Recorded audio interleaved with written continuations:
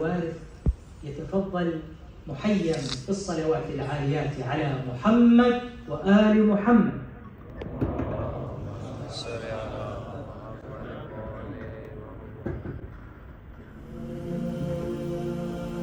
فاطمہ فاطمہ فاطمہ فاطمہ. اعوذ باللہ من الشیطان الرجیم. بسم اللہ الرحمن الرحیم. اللہم صلی علی محمد و آل محمد. صلوات بمحمد و آل محمد.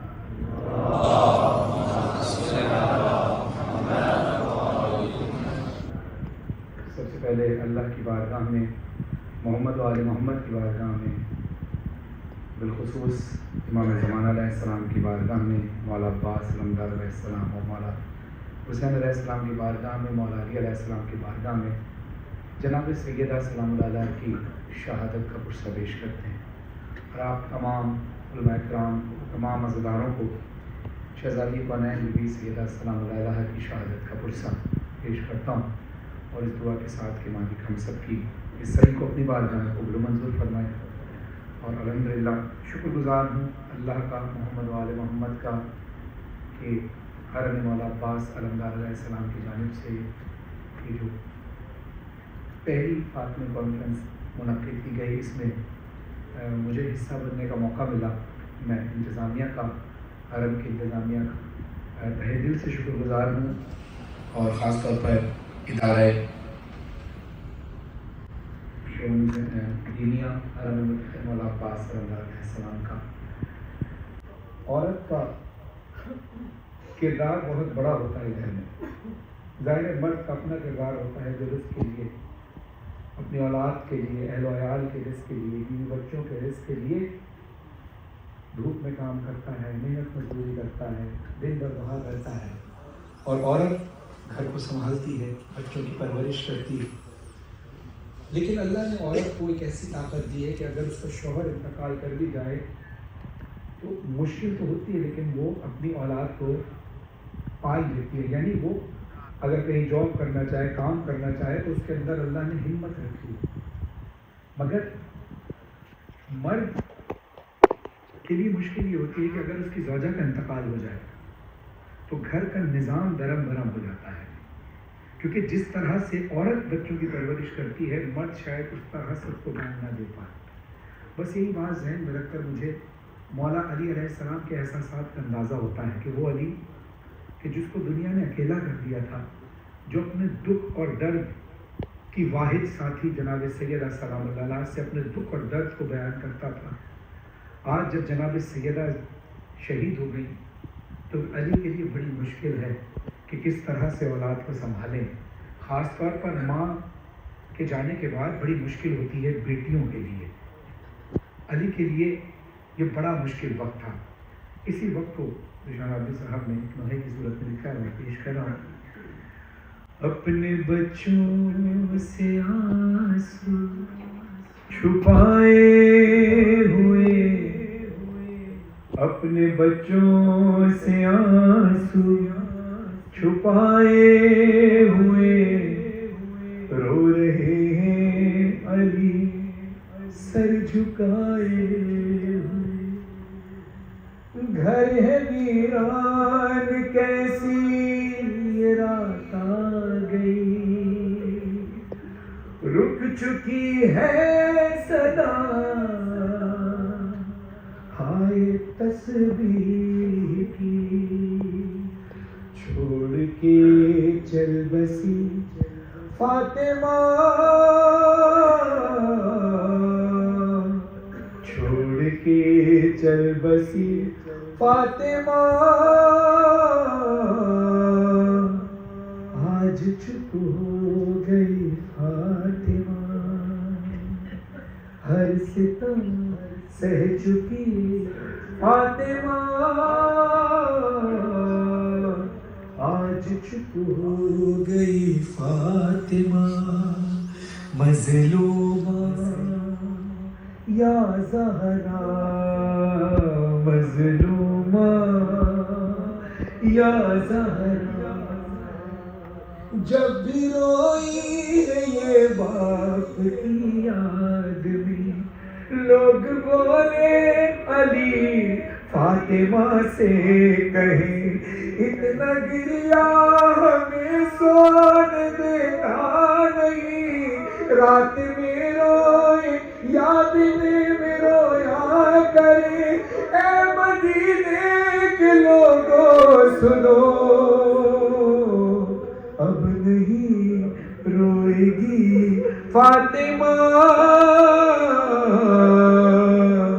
آج چپ ہو گئی فاطمہ مظلومہ یا زہرا, مظلومہ یا زہرا.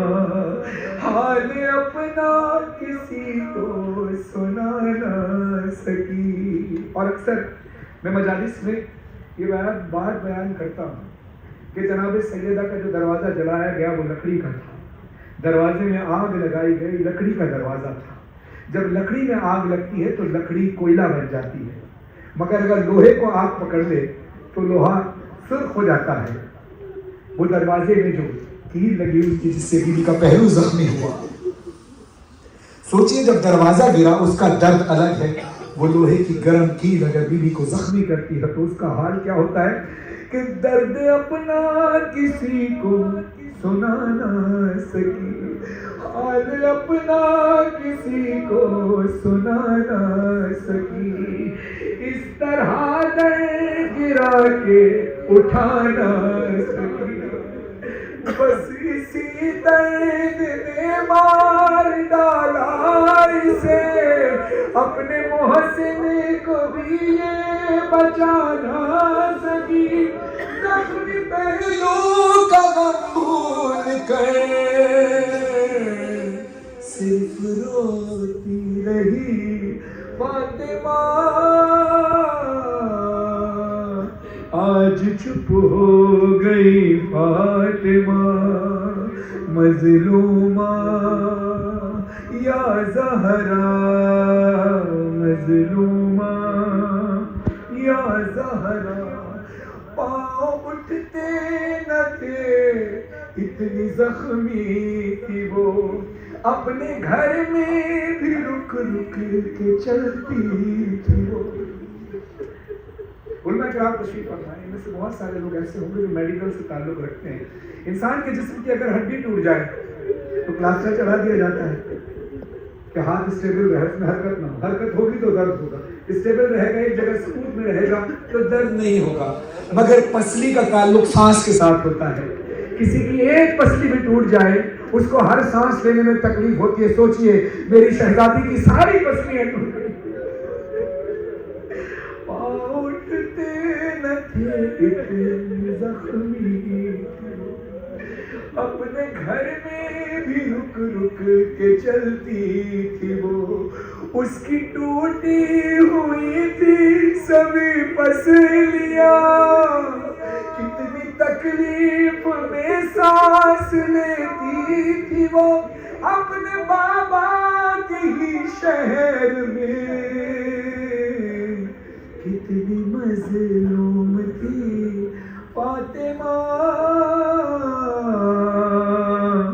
آج چپ ہو گئی فاطمہ, آج چپ ہو گئی فاطمہ.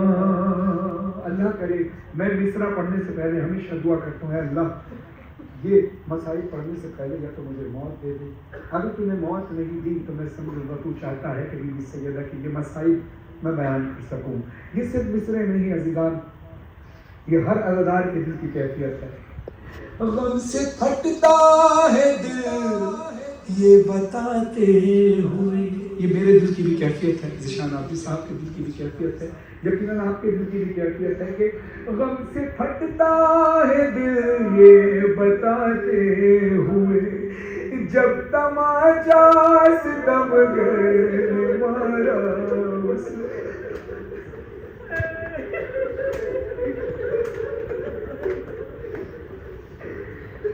جب تماچا ستم گر مارا سے ہنس رہا تھا، نہیں سامنے تھا حسن، سخت صدمہ تھا یہ ایک ماں کے لیے، اپنا چہرہ چھپاتے ہوئے خاک پر گر گئی فاطمہ، آج چپ ہو گئی فاطمہ، آج چپ ہو گئی فاطمہ، کب کسی کو بھی دیکھا ہے اس حال میں، یہ ضعیفہ ہے 18 سال میں، غم اٹھائے اتنے کمر جھک گئی، آ گئی ہے سفیدی اور اقبال میں، اب نہ کر ستائے کوئی،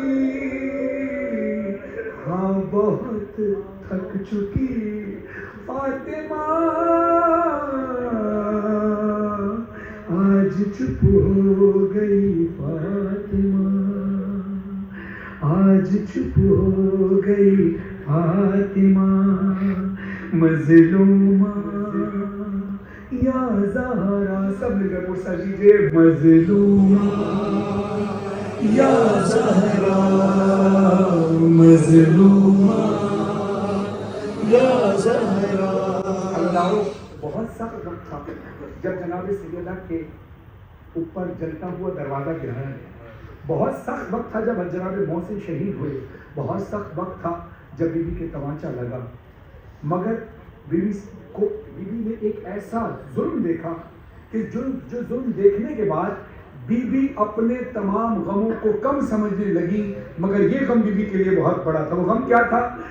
جب علی کے گلے میں رسن تھی بندھی، یا علی کہے کہ یہ پیچھے پیچھے چلی، ظالموں سے علی کو چھڑاتے ہوئے ہاتھ پر تازیانے بکھاتی رہی، ہاتھ پر تازیانے بکھاتی رہی، ہاں مگر آج روتے ہوئے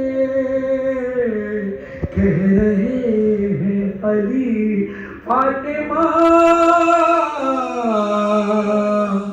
آج چپ ہو گئی فاطمہ۔ اور پھر وہ وقت آیا جس کے لیے جناب سیدہ نے وصیت کی تھی، اے علی میرے جنازے پر وہ لوگ نہ آئیں جنہوں نے مجھے دکھ دیا، یا علی میرا جنازہ شب کی تاریکی میں اٹھائیے گا، گھر سے ذیشان و فرحان میت اٹھی، قبر کے پاس جب لے کے پہنچے علی، اٹھے دو ہاتھ قربان سے آئی صدا، سونپ دو اے علی مجھ کو بیٹی میری، رکھ کے تربت میں بولے علی، لیجیے یا نبی فاطمہ، آج چپ ہو گئی فاطمہ، آج چپ ہو گئی فاطمہ، ہر ستم سہ چکی فاطمہ، آج چپ ہو گئی فاطمہ۔ اِنَّ لِلَّهِ وَإِنَّا إِلَيْهِ